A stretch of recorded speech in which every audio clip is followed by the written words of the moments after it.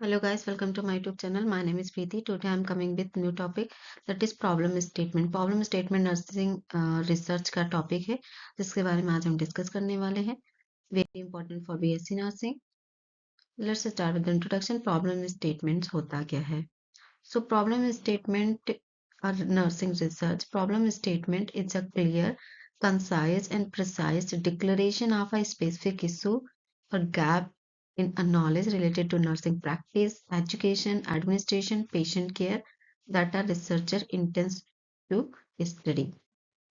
Nursing research या problem statement क्या है? Clear, concise and precise declaration है for स्पेसिफिक इश्यूज या गैप ऑफ नॉलेज. किसी भी स्पेसिफिक इश्यूज कह सकते हैं या कोई एक क्वेश्चन है जिसको रिसर्चर क्या उसका आंसर फाइंड आउट करता है.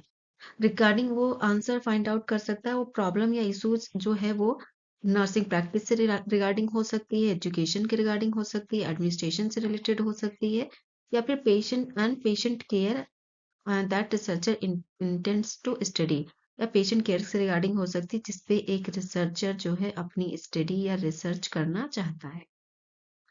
मीनिंग की बात करें so in nursing research the problem statement identify what is wrong और नीड इम्प्रूवमेंट. प्रॉब्लम स्टेटमेंट क्या करती है? आइडेंटिफाई करती है कि what is wrong and needs to improvement, की क्या गलत है और क्या उसमें इम्प्रूवमेंट की जरूरत है. प्रॉब्लम स्टेटमेंट्स जो है मीनिंग है. Next, focus on the nursing related issues. Problem statement focus करती है रिलेटेड टू इश्यूज. नर्सिंग में क्या क्या इश्यूज हैं उस पर फोकस करती है. Then guides the entire research process. जो प्रॉब्लम स्टेटमेंट है वो पूरी एक रिसर्च प्रोसेस को गाइड करने में भी हेल्प करती है. Forms the foundation of objective methodology and data collection. और इसके जो फॉर्म्स होते हैं ये क्या क्या इसमें किसके एलिमेंट्स आते हैं? Foundation of objectives, methodologies and data collection, ये सारे इसके फॉर्म्स हैं. Next, characteristics of good nursing research problem statement. क्या क्या करेक्टरिस्टिक्स होते हैं good nursing research problem statement के? So first one is to clear and concise. जो स्टेटमेंट है वो क्लियर एंड कंसाइज होनी चाहिए, स्पेसिफिक एंड फोकस्ड होनी चाहिए, स्पेसिफिक प्रॉब्लम पे होनी चाहिए एंड फोकस्ड होना चाहिए. Researchable and measurable. जो प्रॉब्लम है जो भी आप स्टडी जिस पे रिसर्च करना चाहते हो वो रिसर्चेबल एंड मेजरेबल, जिसको हम मेजर हाइपोथेटिकली टेस्ट कर सके, ऐसी हो. रिलेवेंट टू नर्सिंग प्रैक्टिस, यानी कि जो आप प्रॉब्लम स्टेटमेंट सेलेक्ट कर रहे हो वो रिलेवेंट टू नर्सिंग प्रैक्टिस या नर्सिंग प्रोफेशन से रिलेटेड होनी चाहिए.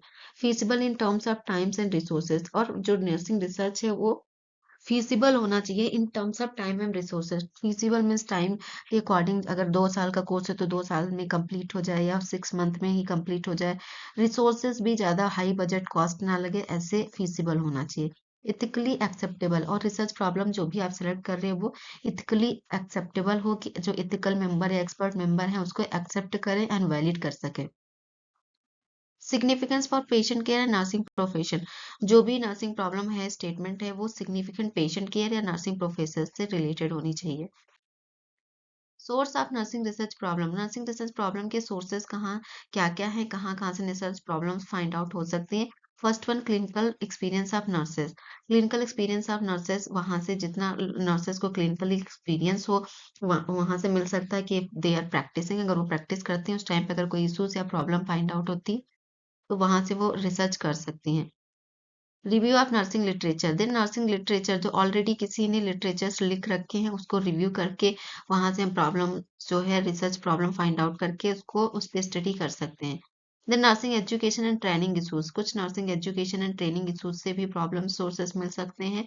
Then administration and management problems से फाइंड आउट हो सकता है. कम्युनिटी हेल्थ प्रॉब्लम से फाइंड आउट हो सकता है.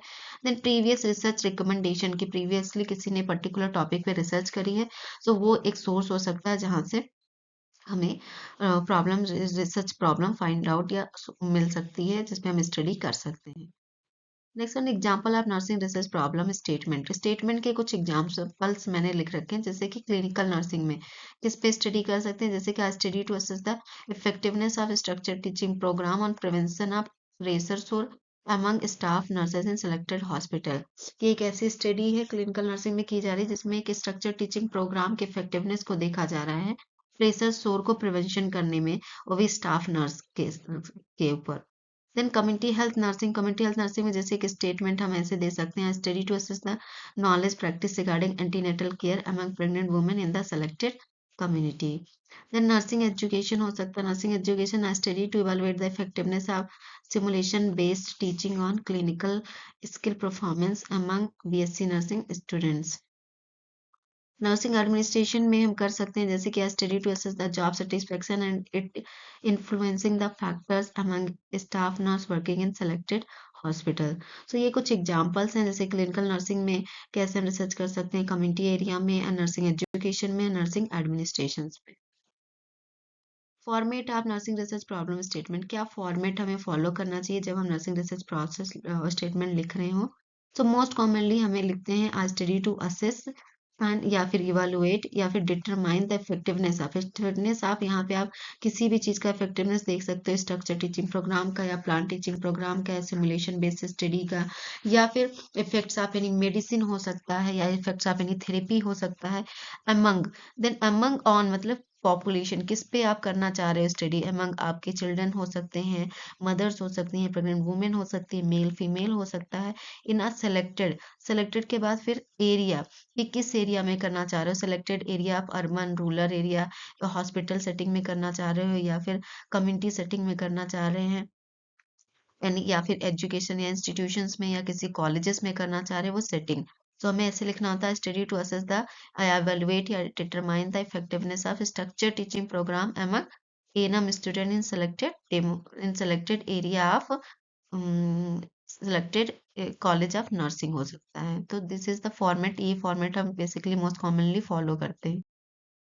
Importance of problem statement in nursing research में जो प्रॉब्लम स्टेटमेंट है उसके इंपॉर्टेंस क्या है? Provide the direction to the study. First point है कि जो ये क्या प्रोवाइड करता है, direction to the study, study को एक डायरेक्शन प्रोवाइड कराता है। Help in formulating the objective and hypothesis, जो प्रॉब्लम स्टेटमेंट है वो ऑब्जेक्टिव एंड हाइपोथेसिस को फॉर्मुलेट करने में भी हेल्प करता है। Then determine research design and methodology, और जो ये प्रॉब्लम स्टेटमेंट है ये डिटरमाइन करता है रिसर्च डिजाइन को एज वेल एज द उसकी मेथोडोलॉजीज को। Then ensure the focused and meaningful research, ये इंश्योर करता है कि जो आपकी रिसर्च है वो फोकस्ड रहे एंड मीनिंगफुल रिसर्च स्टडी रहे, बन सके, इसलिए इम्पोर्टेंट है problem statement. So this is all about the problem statement. मिलते हैं नेक्स्ट वीडियो में। I hope you all have understand the topic. Thank you for watching my video.